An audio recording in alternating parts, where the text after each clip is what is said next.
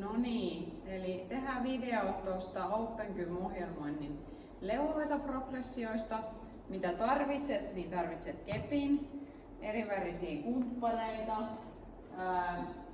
leukoihin ja sitten niihin lat pull-downeihin. Eli kokeile mikä on itsellesi sopiva tai tarvitko tähän leuavetoon useamman, voi hyvin laittaa useampia. Ja sitten sä tarvit yhdet renkaat.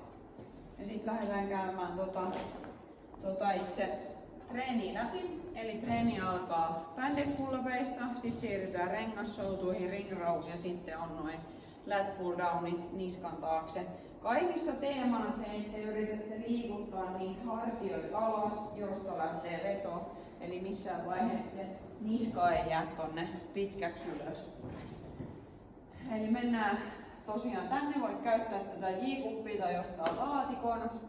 Toinen jalka kumpparista läpi, sormet eteenpäin, kun on se pull-up ote. Ja täältä roikuntaa niin, että korvat osuu hartioihin. Ja ensin hartiat lähtee kuroo sua ylöspäin, käsi on suorana. Ja vasta siitä, kun hartiat on kuronut, kädet veto lähtee ja palautuu aina niin, että korvat koskettaa hartioja. Mä oon 3-5 tehnyt kun alas. Siirryn suoraan pikkusen helpompaan liikkeeseen, mutta tämäkin on vetävä liike.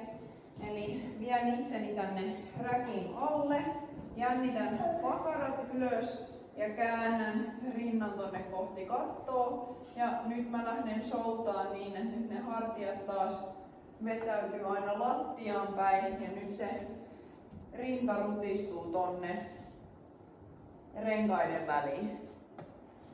Ja niitä tosiaan 8-10.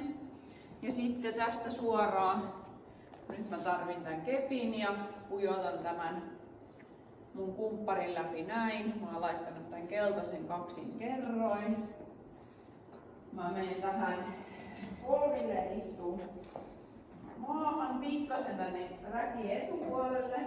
Ja tässä mietin ihan sama juttu kuin leuvoissa. Mä ensin vien ne hartiat alas ja työnnän kyynärpäitä tänne kylkiin päin. Palautan taas alas. Ja mahdollisimman laaja liike siellä olkapäistä.